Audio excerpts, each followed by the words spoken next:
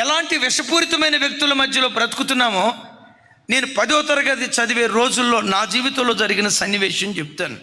10వ తరగతి పూర్తయింది. ఆ రోజుల్లో పాలిటెక్నిక్ ఎంట్రన్స్ కొరకు గుంటూరులో కోచింగ్కి ఒక చోట మా తండ్రి గారు మాట్లాడారు. నాకు గుంటూరు తెలియదు అంతగా. మా తండ్రి గారికి తెలిసిన ఒక బంధువుకి నన్ను అప్పగించి, అయ్యా వీడిని గుంటూరులో పలానా చోట దించయ్యా, ఆయనకు అప్పగించారు. తప్పకుండా అట్లాగే దించుతాను అని నన్ను తీసుకొని వచ్చాడు. గుంటూరులో దించాడు. ఆయన నాతో చెప్పాడు, రేయ్ ఇక్కడ దిగి ఇక్కడ నుంచి స్ట్రైట్గా వెళ్ళు, ఆడికి వెళ్ళిన తర్వాత పలాంది కనపడుతుంది, లెఫ్ట్ తిరుగు, అదే మీ బంధువులు ఇల్లు రా అన్నాడు. నాకు తెలియదు రాయ్యా అన్నాను. లేదురా నువ్వు వెళ్ళగలుగుతావు, నువ్వు మామూలుడువా, మేధావిరా, నువ్వు మంచి తెలివిరా, నువ్వు 10th క్లాస్ టాపర్వరా, అదిరా ఇదిరా, నువ్వు వెళ్ళిపో అన్నాడు.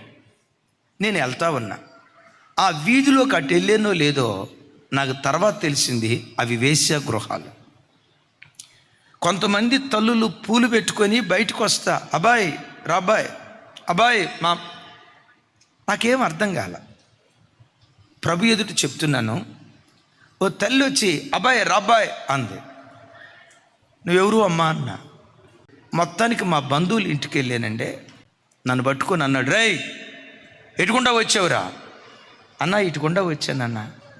అటుకుండా ఎందుకు వచ్చావురా నువ్వు? అదిగో అన్న నన్ను అక్కడ దించాడు అన్న. ఎవడ్రా నిన్ను అక్కడ దించింది? పలానా ఆయన దించాడు.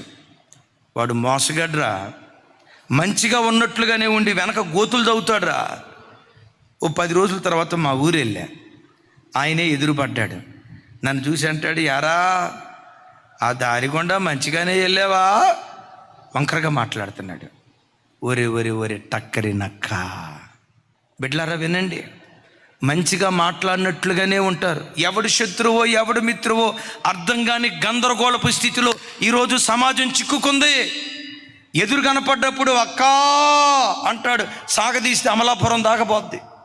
అక్కా అంటాడు, దాటి వెళ్ళిపోయిన తర్వాత ఇది అక్క కాదు కుక్క అంటాడు. ఇలాంటి భయంకరమైన సమాజం.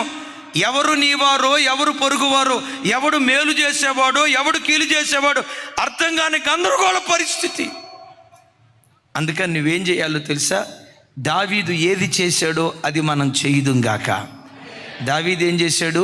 అహీతోపేలు ఆలోచన చెడగొట్టమని ప్రార్థించాడు.